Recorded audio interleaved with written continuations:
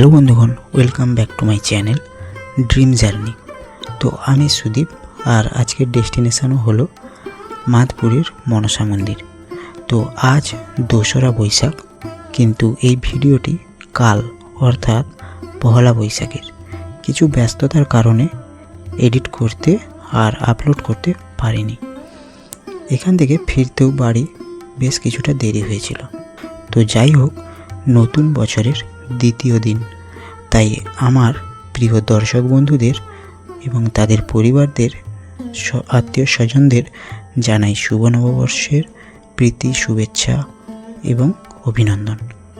নতুন বছরের দিনগুলি আপনাদের সবার ভালো কাটুক, এই আমি মা মনসার কাছে প্রার্থনা করলাম। তো ভিডিওটি শুরু করলাম।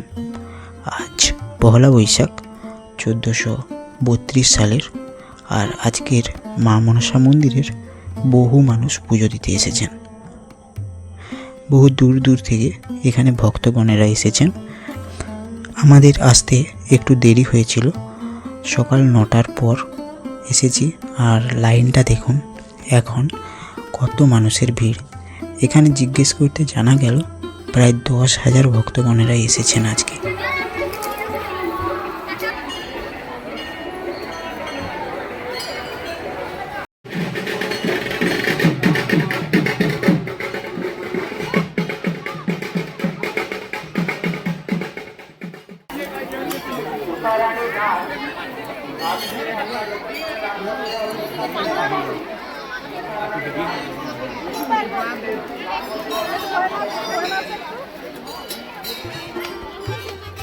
বছরের প্রথম দিন মা মনসার বহু ভক্তগণেরা এসেছেন এবং পুজো পেয়েছেন মা মনসা।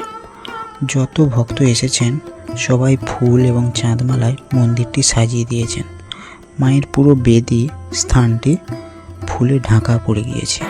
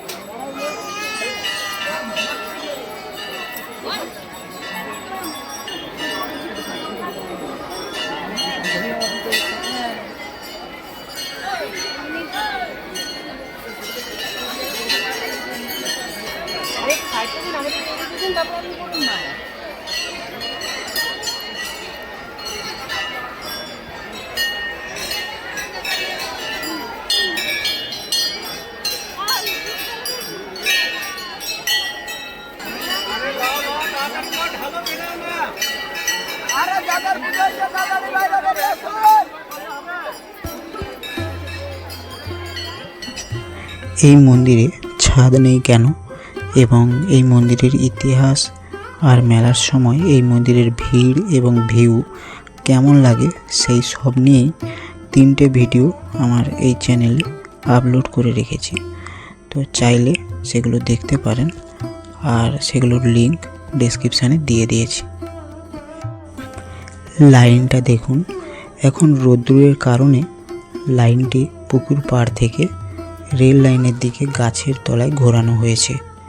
এখন 11টা বাজে আর ভিড়টা একটু কমেছে।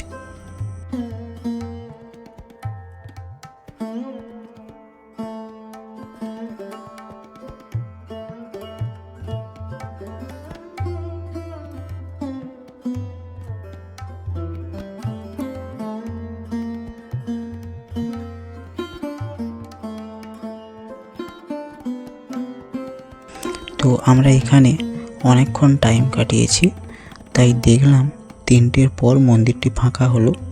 এখনও প্রায় 10-15 জন মানুষ মা মনসার পুজো করছেন।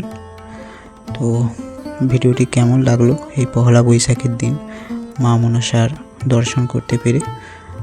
তো ভিডিওটি কেমন লাগলো অবশ্যই জানিও, আর ভালো লাগলে লাইক শেয়ার করবেন, আর যারা নতুন দেখছেন তারা প্লিজ সাবস্ক্রাইব করে পাশে থাকা বেল আইকনটি প্রেস করে অল নোটিফিকেশনটি অন করে দিবেন।